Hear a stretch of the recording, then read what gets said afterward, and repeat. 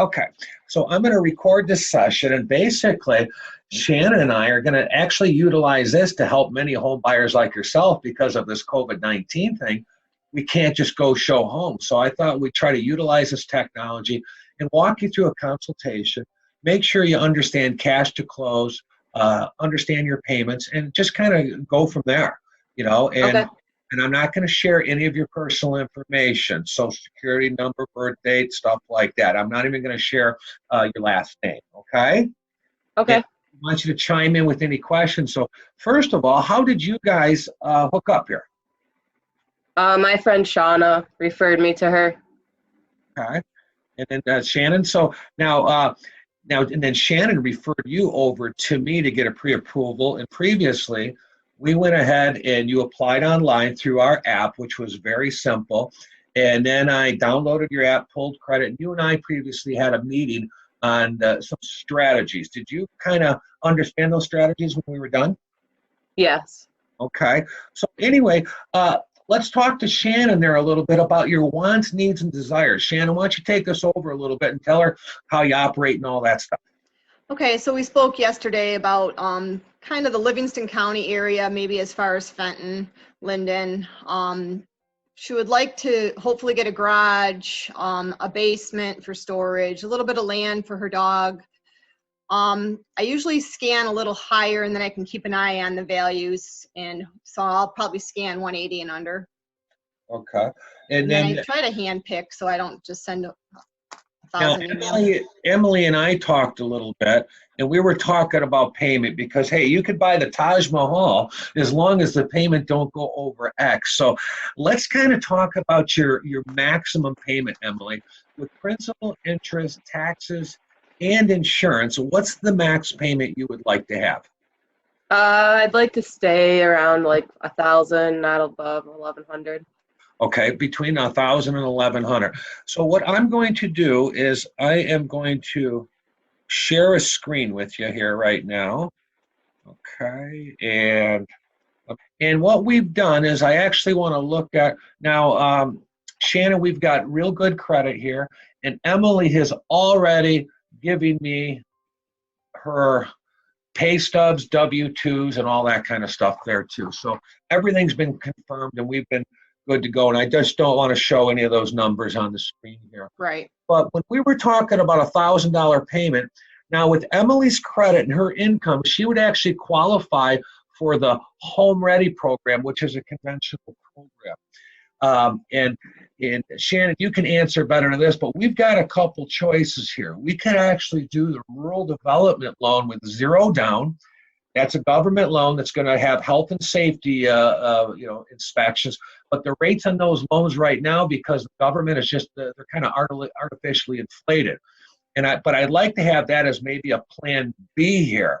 Okay. But as we talk about conventional, and Shannon can attest to this, we may have a better or higher probability of getting an accepted offer on a conventional offer. Now, Emily, we talked about PMI, private mortgage insurance, a little bit too. Okay, if we went with the rural development, that would have that guarantee fee, kind of like a PMI for the life of the loan. Whereas if we went with the Home Ready conventional loan, this PMI would go away between 84 and 92 months. Okay, so just following that, if we did, and you guys can see the screen, correct? Yes. Yes. And Emily said she had about $7,000 to play with. Okay, so if we went 3% down at $170,000, 3% down payment, that down payment would be about $5,100. And I looked at rates yesterday, and on the Home Ready program, we're at about 3.5%. Okay? So now as we go to, let's talk a little bit about cost, Emily. I want you to understand kind of where the lender sees the cost coming in here. So right now, my fees are about $14.95, and generally you're going to see an admin fee on the purchase contract somewhere in the area of around $250. But in a nutshell, what we're going to do is we're going to estimate some taxes. Now, I've got here about $2,000 a year. Shannon, where do you think taxes will be on a $170,000 property in these areas? I would say right around that. Okay, so what I'm going to do, Emily, is what all lenders are going to do to ballpark this in, is they're going to collect a year of taxes, 12 months at $175 or about $2,100. And I guesstimated homeowners insurance at about $75 a month there. And that's about $900 a year, as you see right here. So what we do is we collect the lender cost, a year of taxes, a year of insurance, okay? Plus, we're going to collect title insurance on it, and we have a closing fee of $550 at the title company. So when they add up all those costs, plus your down payment, if you just said, Mr. Seller, I'll give you $170,000 for that property, you would actually have to come with your down payment, the closing cost of the loan, about $3,000, a year of taxes, a year of insurance, and so you would have to come with about $11,844. Let's just call that $12,000. And our payment on that, with PMI, with principal and interest at 3.5%, would be about $740. Our insurance about $75 estimated. Our taxes about $175 a month estimated. Our PMI insurance about $56. So our total payment would be about $1,046.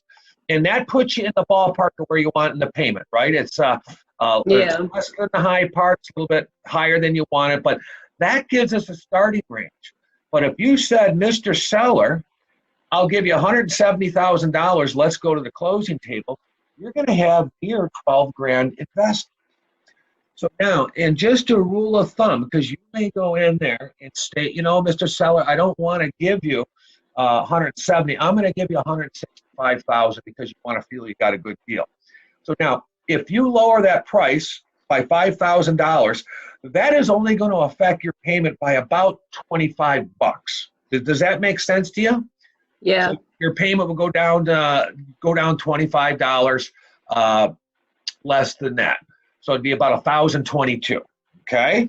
Or what we can do is if you say, you know what, I'm not so payment conscious, I'm more cash to close conscious, Shannon can negotiate what we call seller concessions. This is where the seller helps to pay some of your closing costs and or prepaid items, being your taxes and insurance. And with a $170,000 purchase price, we can, by guidelines, ask up to 3% or about $5,100 towards your closing costs and your prepaid items. So maybe instead of asking, saying, hey, I'll give you $165,000, I'll give you the $170,000, but I want you to, Mr. Seller, to contribute $5,100 towards your closing costs. Now, as we put that in there, we watch our cash to close drop down to $6,700, which puts our target right with our cash to close and actually leaves a little bit of money in the bank. Does that make sense to you at all? Yes. Okay, any questions on that, or Shannon or Emily? Do sellers usually go for that, or is that like Shannon, you want to answer that? leaning towards closing? Yeah, I think when you come in on a conventional loan, you're a more secure buyer. So I feel that is a good point right there. And then if you don't try to get the price lower and ask for concessions, because if you considered getting, say, $5,000 concessions and then lower the price another $5,000, now you're asking them to take $10,000 less. So if you keep your price, like Vic said, to maybe the full price and then ask for the concessions, they're more apt to do that, because really the bottom line is their net is what they're worried about, whether you come in lower or ask for closing costs. Right. Plus, I always write a cover letter, and you know it matters a lot to sellers that you're young, you're doing well, you're trying to save. You know, I tell them about you, and it makes them proud of you, honestly. You know, and I think that things move forward when they have a better idea of who you are and you know what they want to do for you. You know, Yeah. Emily, and one thing here, remember, you can't hit them if you don't swing. So even if, because Shannon's going to do some research to say, are there any other offers on the table? Because if we end in a multiple offer situation, that could throw a couple of these strategies away. But let's say you said, you know what, I want to give them 165, not 170, and I want to ask for concessions. Sure, that offer could be written up, and Shannon will attest, but we don't want to insult the seller. We want to at least get a counter offer. They could always start taking some of that away. What do you think on that strategy, Shannon? I agree. Okay. I agree. So now, you're following that so far, right? Yeah. Okay, let me go back to that screen. I'm going to share that screen. Okay, so if we went in with 170 with $5,100 in seller concessions, we'd come with about 6744 to the table, and your payment would be 1,046. But that's just on this particular property here. So what I want you to understand is, as we start going out, and Shannon's going to get you on a list there, start looking at these properties. If you find something that you're interested in, I want you to contact Shannon so she can send me the MLS or the listing ticket, because now I know the exact summer taxes, exact winter taxes. Is it homesteaded, non-homesteaded, any special assessments? What we want to do is structure to the best of our ability to give you a cash to close within $200 and your payment within $10, so if the seller accepts that offer, we all know what we're on the hook for, so you don't have any surprises. Okay. Okay. Shannon, what else do you have to add to this about the home? What's the best way to proceed with Emily and us together on this? Well, I try to hand pick instead of just sending her every listing that comes up in that price range. And then now we're going to be doing virtual showings. So I'll do my best to let you see the house before we can do normal showings with this virus epidemic.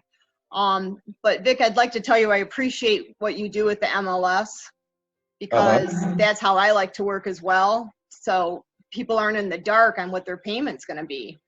Absolutely. So I appreciate that.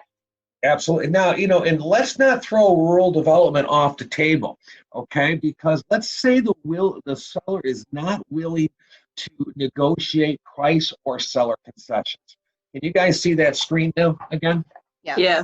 Okay, so let's go back and say this seller says, no way, I am not going up on the price or down on the price, and I am not giving any seller concessions. So that could push us into a rural development or a zero down situation, but we would have to have the seller agree to that, because the appraiser is going to look at health and safety items such as loose and hanging wires, ground fault interrupters, cracked and peeling paint. But it's an option for us to get in there. So if we went at zero down payment, okay, and what would happen is the PMI would change a little bit. That would be 1% there. This would go to 0.35. So now our payment would actually go up to about 1,071 at $170,000. And you'll see here, Emily, say, why is it 171.7? Because rural development charges a 1% funding fee for the privilege of doing business with the government. So they take your $170,000 price and they add 1% or $1,700 onto the loan, and you finance that over 30 years. So it gives you a total loan amount of 170.7. Does that make sense? Yeah. Okay. So now your payment would be 1,071. And then if we ask for the seller's not giving us any concessions, Mr. Seller will give you 170 grand. No seller concessions, but we're going rural development. Now you would come with 6746, about the same amount as that conventional loan. Okay? And if Shannon says, hey, Vic, this house looks pretty good, I think it'll pass rural development, maybe we'll go in with rural development on our first offer as a plan A and say, Mr. Seller, I'll give you 170, but give me 5,100, 3% plus cost.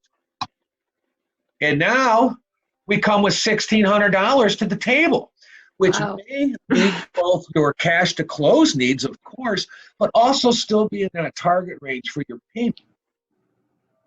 Okay? Yeah. Does that kind of make sense? Yeah. Okay. So I want you to understand here, we've got a couple of really cool options here for you. But we can sit here, Shannon and I can sit here and tell you anything you want to hear. But until we actually start looking at some of those listings that Shannon's showing you, and I run the numbers, this way we can all wrap our heads around it, work as a team, and get ready to execute an offer. Now, Shannon, help me understand, how do we show these homes virtually? How do we go ahead with an offer? What's this COVID-19 addendum that's going out there? How do we play in your sandbox? My sandbox is pretty much done, and you understand the numbers, right, Emily? Right. Yeah. Okay. Shannon, how do we go about doing something in the COVID-19 now? Right now, if the house is vacant, I can usually get in it and send you a video as I walk through and look at what I want to see. Some people do allow a buyer to come, but it's hit or miss. Otherwise, you ask the listing agent to go and do a video and send it to both of us or just me, and then I can forward it to you. And a lot of times, if you really are willing to write, they'll try to get you in there somehow. But if there's people living there, that's the problem, because they don't want the liability. Yeah. Let me ask a question, Shannon. So let's say we get under contract, and of course it's going to be contingent upon getting appraisal, contingent upon home inspection. So we could basically hold off on the appraisal, get everything under contract, and start. How would one go through a home inspection? Are they allowing home inspections? Nothing's positive. That's the problem. A lot of inspectors aren't allowed to work right now, unless it's an emergency situation. So we might have to wait for this to get lifted for the house to be inspected, or you waive it. But I never recommend that, because we want to see anything unforeseen. So at this time, we would probably ask for more time to close. And we're looking probably into the middle of May from what I'm being told right now. Yeah, currently we're still closing loans within 30 days, but here's an additional strategy. Let's say we're ready to make an offer, right? Even if we can't get in there, we make an offer because it's going to be contingent upon appraisal and contingent upon home inspection. So at least we know you've got a back out strategy. But if I have a signed purchase agreement with all the contingencies that Shannon's going to put in there, it allows me to get everything done on the loan, get you through underwriting, get it underwritten, get all your documents together. So we're approved through the loan, through underwriting, waiting for your home inspection and waiting for your appraisal. And then at least we know that we're 80% through the process at that point. And that could save us some time instead of just sitting on it, waiting for the world to open up. Does that make sense? Yeah. And Emily, you put money down, an earnest money deposit, usually around $1,000. And based on those contingencies, if we don't like the inspections or it doesn't appraise or any number of things, you get that money back. Okay. Hey, and let's just talk about interest rate locking. These rates we're hitting these pockets where every day they're raising or they're lowering, and some days by 3/4 of a point there too. So once we get under contract, Emily, you and I are going to put our heads together and say, okay, when's logically, and with the help of Shannon, that we could close, because we'll want to look in at locking in on a very low interest rate, and we can go up to about 50 days. And I'm thinking within 50 days, we ought to be able to close a deal, but we want to make sure we're locking in under a low rate, which they are right now. And well, depends. That's at 10:16 a.m. I could be wrong at 11 o'clock there, but I'll keep you posted on that there. Yeah. Okay. So you're going to start sending her some properties in, Shannon, Yes. or call her to do an interview or something? Yes. And also, Emily, if you look on Zillow or Realtor.com, there's like a little arrow that you could forward a text to me. Okay. If anything looks interesting to you or you have any questions, feel free to do that. I'm usually by my phone. I'll get with you as soon as I can and just say, hey, check this one out. And then I can do some homework on it and then we can chat about it. That doesn't bother me Yeah, I at have all. a couple properties saved that I'll send you after this. Yeah. Absolutely. And it doesn't bother me at all to have you do that. One thing on these Zillows and Realtor.com and that, a lot of times, they'll show you the pictures and show you some sales history, but they don't really nail down the summer taxes, winter taxes, and all that. That's why you really need Shannon, so she can actually pull the real MLS multi-list ticket with the real public data, so we can really narrow down these numbers. Okay. Okay. Do you have any questions or concerns, Emily, at this point? No, you've answered everything I had to ask today. Okay. Shannon, you got any questions or any comments here at all? This is nice. Yeah, I kind of like this. It's kind of fun. It's a lot better than just making a phone call. It's forcing us to use this technology to our advantage here, Mhm. you know? Yeah. And okay, without that, I think I'm done. And Emily, I'll be a correspondent with you every other day here. Let's keep our email chains in the loop so we're all on the same page here. And Okay. and about the pre-approval. What I'm not going to do is just send you a blanket pre-approval for $170,000. What we're going to work at is getting the listing ticket on a particular property you want to write on. So I will design that pre-approval for that property. I just don't want to go say you're approved for 200,000, go put an offer in. Shannon and I need to work with you on the seller concessions. Is it homesteaded, non-homesteaded? We need to understand your cash to close within 200, your payment within 10, and I'll issue a pre-approval on that particular property on that day when we put the offer in. Sure. I like that too, Vic, because if you go in at like 160 and they see you're pre-approved for 180, their mind is like, well, she can afford more. So I always try to do it Yeah. point specific. Absolutely. And you may get caught up in the hype of, hey, I'm putting an offer in, I want to get a house, not thinking that it's non-homestead and that's more cash or close, forgetting about the seller concessions and all that kind of stuff. My job is to think numbers and take the emotional side out of it. I need to make sure you're making a financial move that meets both your cash to close objectives and your payment objectives. Shannon's going to work in her sandbox dealing with the listing agent and the seller to keep everything at bay. Okay. Thank you. Cool. Okay, well, I'm done. If you guys need me, give me a call and I will talk soon, you guys. All right. Thanks, Emily. Okay, Just let me know thanks. when you want. Okay. Okay, bye-bye. Bye, guys. Bye.